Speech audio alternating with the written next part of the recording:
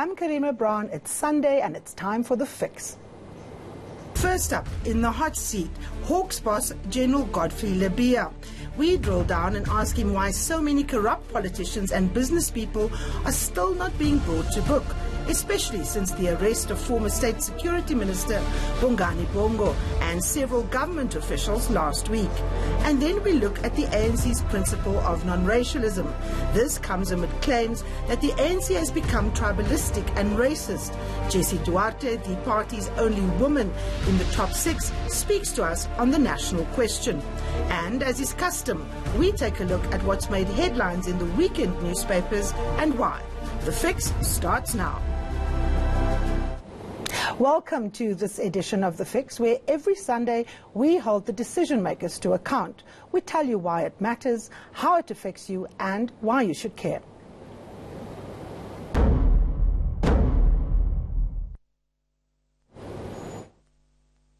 Now, the arrest of ANC MP and NEC member Bongani Bongo on more than 12 counts of corruption last week raises hopes that more senior politicians and state officials will be hauled before the courts to answer to allegations of malfeasance and corruption, given their role in state capture, which of course cost the country billions and created a culture of impunity. Well, to tell us just how far they are in making sure that no one is above the law, I'm joined by Hawks head General Godfrey Lebeya. General Lebeya, thank you so very much. This graphic behind me is a very powerful one. It says no one is above the law, and I presume what we're talking about here is that the culture of impunity is now coming to an end. You've arrested quite a few people last week. How far are we with, for example, the VBS case, which in many instances have the forensic data attached to it, that was in the report that was handed to you? Are we expecting more arrests to follow? Thank you very much, and to the viewers. Firstly, I need to indicate that with regard to the VBS, as we have indicated in the past, that after receiving the report from the advocate Madau, we have to do the investigation to prepare the case to go to court.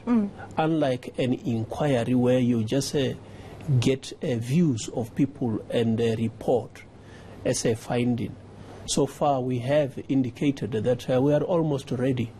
It is a matter that on our side we should have moved to court previously in the past weeks. But what prevented you from taking the matter to court? What is outstanding? It is a matter where the defense and the prosecution have to iron certain things to minimize the dispute when it goes to court. Instead of running a full trial, you may find that they want to settle certain matters. So that is where they are. So if we're talking about a time frame, General Lebeya, in terms of VBS, when will we see arrests? When will these issues that you and the defense have to sort out be ironed out? Give us a time frame. It may not be proper to say that by this specific time we should have moved on. As I indicated, that the prosecution and the defense are ironing out the issue of date as to when will we be seeing ourselves in court. But I must say that the investigation that need to be investigated and packaged for court, that has been done with regard to certain legs. As you'll understand that the VBS has to be dealt with in terms of several legs. Some of the legs are ready. We're just waiting for the Which legs date. are ready? Part of it is the main one of the fraud by the main individuals who were running the VBS. So I need not deal with the names of those that are involved, that will be taken through the process, because those will be reflected in the charge sheet when we move on, especially in the sense that we will deal with this in terms of legs. So when you see one leg already in court, it doesn't necessarily mean that that is where we end. So now, we allow the prosecutors and the defense to agree on the date. Now, I know you don't like discussing names, but unfortunately, very leading politicians have been tied to VBS. So, for example, members of the Vembe municipality has been implicated, members of the African National Congress, and then, of course, also members of the economic freedom fighters, in particular Mr. Julius Malema and Mr. Floyd Shivambu. How far are you investigating the allegations that companies were set up to essentially funnel money through to them for their private financial use? When we do the investigation, for us, the political parties that may be involved is not of essence. The political parties that individual may belong is not dictating to us. We look at the evidence or who is actually involved, because you may find that it might not necessarily be a party or a company that is involved, but it may be an individual in that company or in a party that is involved. So we are not going to leave any stone unturned to ensure that every allegation is investigated and we put forward before the prosecutor what we find. Can I take that to mean that Julius Malema and Floyd Shivambu are in fact under investigation in relation to the fraud allegations with regard to VBS? You know, the hawks, we only start talking names when we are going to be charging them. We don't want to be confirming investigation, because the extent to which the perception is created by just mentioning whoever is being investigated, at times it takes time to clear. Yeah. So we want to investigate, and then when we start talking name is when we are charging the individuals. But if we come to this graphic where we say no one is above the law, there is a perception among ordinary South Africans that very powerful individuals like former President Jacob Zuma, like politicians, like business people, are so powerful and so rich that you have in fact not got the guts to actually investigate if there's actually evidence against them. So what obligation do you have as the hawks to assure South Africans that no one is above the law, including politicians like Mr. Zuma, like Julius Malema, like Floyd Shivambu, is not above the law? I think that the South Africans will understand that I did not want to mention the names, but it is known that the matter of the former state president is at court, and that investigation is conducted by us. I think we are now aware that the matter of Mr. Malema appeared in the Eastern Cape recently, and we have been playing a critical role in ensuring that the investigation that needs to be done has been done. And it is known that the leader of that particular party, Mr. Malema himself, came to our offices where we had to record his explanation to present the allegations before him. I think that is all what we do. I'm not sure if that suggests we are fearing anything. We suggest that some other people are above the law. We just treat everybody as equal. Absolutely. Now, this question of Mr. Malema coming to your office to explain his side of the story, there's several cases that Mr. Malema is facing. There's the issue around, attacking a security official at the Winnie Mandela funeral. There's the question of VBS. Which matter has he come to discuss with you? No, I can only confirm that he came to our offices to deal with the matter of East London, the matter that has been before the court roll. So as I have said, we don't discuss any investigation that we might be dealing with relating to specific individuals. Some of the matters you might find that they are not handled by us because of the nature of the investigation. They may be in the General Detective Service. Let's come to the Estena Dairy matter. Now, as we know, this matter was taken to court, and then of course the NPA got a big hiding because it didn't do its job properly. Last week the National Prosecuting Authority head said to us that they are now ready. Give us the Hawks' understanding of the work that you've done to put this case back on the roll, and are we going to see the net widening in terms of people facing charges, or is it going to be the same people that were charged the last time? I wouldn't like to deal with the Estina matter.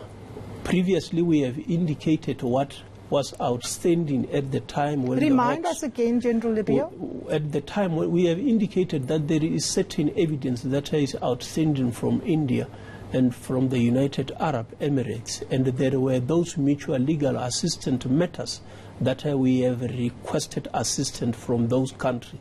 That is what was outstanding at the time when we were communicating previously.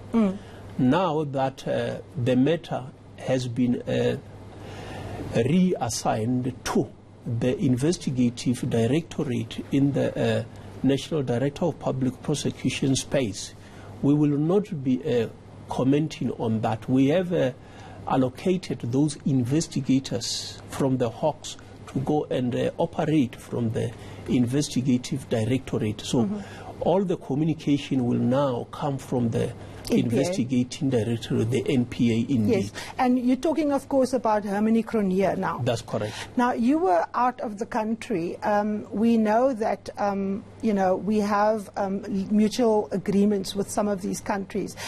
Did your visit have to do with getting that information from the countries that you mentioned? Because according to Ms. Cronje, we are now ready for that matter to go back onto the roll.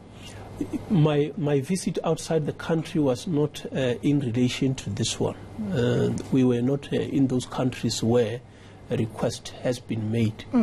And I wouldn't like to elaborate on what Advocate Cronje is busy with. So we have just given the investigator. We don't want to be controlling the investigator when they are doing what is expected. But you've handed over the Estina case to the investigator, yeah, so your end is done. The cases, together with the investigating officers, are now reporting to Advocate Cronje. So from now on, that particular directorate will be the one that account on the status of the investigation. Okay. Now, let's come to the PRASA matter, because that was a very big issue. Previously, your predecessor, Mr. Bernie Nklemeza, argued and was in fact taken to court by the then PRASA board chair, Dr. Popo Molefe, because the Hawks claimed that it didn't have the forensic capacity to actually investigate. And that led to Worksman's law firm being hired to do the investigative work. The same people, by the way, who did the work for the VBS investigation, although the report was headed up by Advocate Terry Mutau. How far have you gone with getting that forensic capacity in the Hawks? Because surely for you to be able to test whether something is evidence, because there can be allegations, but whether it actually holds up as evidence in court, you would have had to do your forensic investigating work. What is the capacity in terms of forensics that you have, and how confident are you that you have actually the people in place to take on some of these major, quite complicated cases that we have in front of us, whether it is the corruption at Eskom, at Transnet, at PRASA, etc.? The capacity that we can safely say we have is that of investigators. We do not have the capacity to do auditing. So that particular aspect is the one that we have got now post-approved, which we will be filling in the near future. What is the near future? The funds will become available on the 1st of April. So from That's now the 1st of April next year? Yeah, from now on, we will be doing the process of advertising and then doing the selection, and then by the time the funds become available, we will be filling those.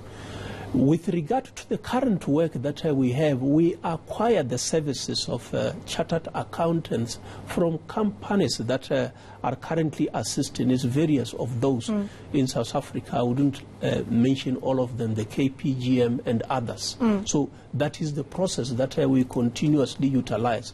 Even after getting our own internal auditors, we will not be precluded from utilizing the services of big companies. Now, you just talked about KPMG, and of course KPMG is a firm that itself stands accused of being part of state capture in the Estina Dairy matter, in the wedding party that landed. How do you choose these companies? And let's go a little bit broader. I mean, when Bongani Bongo was put in place, he also put in place a series of people that shared his view and in many ways were part of the state capture project. So how many people do you still have in positions of power in the Hawks that are in fact being mentioned in relation to state capture, and what confidence do you have that they will actually do their jobs, given that they are implicated in the very things that people are supposed to be investigated for? With regard to the personnel that have been mentioned in the state capture, everyone that has been mentioned, we subjected them to investigation so that we can clarify the allegations that are being made. And the first one of those that were mentioned was the Major General, who was responsible for corruption environment. We did the investigation, and then we initiated the disciplinary process, and that matter is still on. Who is that? Because I've got two controversial heads that you have appointed. The one is Mr. Moboto as the head of the Hawks in the Northwest, and then of course we also have another one, W.S. Mhlongo, who was also appointed as a provincial head. Now, Mr. Mhlongo's name comes out at the Zondo Commission constantly. How can these two people be divisional heads in the Hawks if they themselves stand accused of wrongdoing? I think that you are mentioning two names of the office bearers. One that is the provincial head is Major General Mboto. So if you look at the allegations that have been made against him... Remind our viewers, what are these allegations? The allegations were that he shall have circulated some sort of WhatsApp messages. He was dealt with by the detectives. He was not with the DPCI at the time. So those were dealt with departmentally. And when you say dealt with, General Lebeya, was any disciplinary steps taken against him? And if what are they? That is what I'm saying, that disciplinary steps were taken, and then the sanctions that needed to be done were done. So it was finalized. We will not be dealing with that in detail, because remember, it is an employer and employee. It's not a criminal matter. It is a departmental matter that has been dealt with. We should not be unpacking that in public space. It's only when it comes to criminal matter. Okay. There were no allegation of criminal matter. One of the big issues that you worked with together with IPID is, of course, the arrest of General Pathani, who used to be the acting head of the police. Can you give us an idea of, whether you had completed the investigation? My understanding is that the investigation is completed, and that is relating to corruption. So how far is that case, and when do we expect to see any movement there? All right. Firstly, maybe let me complete the Mhlongo matter that you have mentioned. Yes. The Colonel Mhlongo matter is also part of the internal investigation. We have done what needs to be done. I think that there are disciplinary processes that are in advanced stage. Yes. The hearings need to be taking place, and then I will not elaborate on that. It is an employer and employee, but something is being done about it. But he is also not the provincial head. He is an acting commander in one of below the provincial head. Regarding the matter of General Pathani, it has been investigated by the iPad, as you correctly say. But wasn't it a joint investigation, sir? Our person, the case shall always be somebody else, an environment shall be in charge of the investigation. You know, when it comes to cases against the police, mostly it will be the iPad that conduct the investigation. The iPad is in charge of the investigation. We have assisted them by providing the skilled investigators to assist. So it is not us who should be reporting the status and the like, because they are leading. We are assisting them with the personnel that conduct the investigation. General Lebeya, if it's not you that will give the public updates on where we are with the former, head of the South African Police Service that actually faces charges of corruption, who should the public turn to for answers if they want to see if no one is above the law, including a former head of the South African Police Force? The members of the South African Police Service are being investigated primarily by the Independent Police Investigative Directorate, the IPAD. So the IPAD will be able to answer those questions. It will be improper for us, just because we have got insight into the investigation based on our members who are supporting them, to be the ones that come and publicly say this is the status of the investigation. I think it will be proper that the IPAD is given an opportunity to explain the status of that investigation.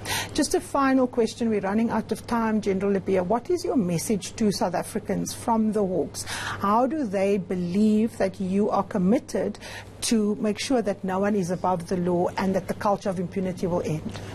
The message that I need to carry out to the South African is that nobody is above the law. All the investigations that have been reported to us are receiving the necessary attention, and then they can just wait and look at us. I can say that this morning we have just arrested one of the main suspects in defrauding the municipalities in the Eastern Cape. We can expect the appearance tomorrow at Pathani Court. Okay, can you give us the name of that person? Others. We will release the name once that person is charged in court. And what are the charges that they will likely face? Corruption? The word corruption will not be coming. It is fraud directed at the municipalities, dealing with the tenders and the like. At times we normally say it's corruption, but it's not necessarily corruption. It's a fraud, including the violation of the Municipal Act that they will be facing. So that is just part, but we can also expect the appearance tomorrow of those who were intending to destabilize the country to join one of those that appeared on Friday in the Mpumalanga court, those that are belonging to a particular sort of right-wing organization that has been intending or sending messages of intending to kill the people. So we will be having 3 people joining that one tomorrow. And there are other areas where we can expect that by the 4th of this month we can see others appearing in the Northwest. I will not be talking about the names because they have not yet been charged, but I think if the people look at that space, which will be releasing statements from time to time, that they will see. We can already see those that are appearing on other type of crimes that we are dealing with, be it cash in transit, clandestine laboratory, drug trafficking, and the rest. So that is, they can rest assured that the team that we are building is committed. Okay, so there will be no rest for the wicked. Some people will be appearing in court tomorrow and some more arrests to follow in the Northwest. General Lebeya, thank you so very much for your time. Is the ANC tribalistic now and failing to live up to the principle of non-racialism? On the other side of this, stay with us.